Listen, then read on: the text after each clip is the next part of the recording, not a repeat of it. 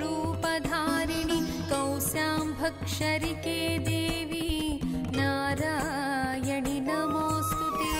त्रिशूलचन्द्राहिधरे महावृषभवाहिनी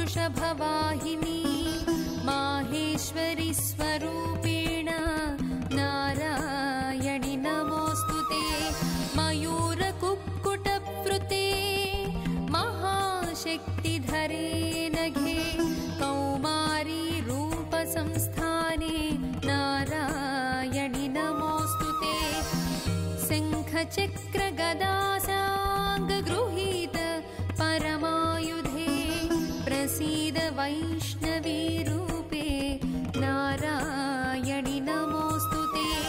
गृहीतोग्रमहाचक्रे दंष्ट्रोद्धृतवसुन्धरे वाराहरूपिणी शिवे नारायणि नमोऽस्तुते।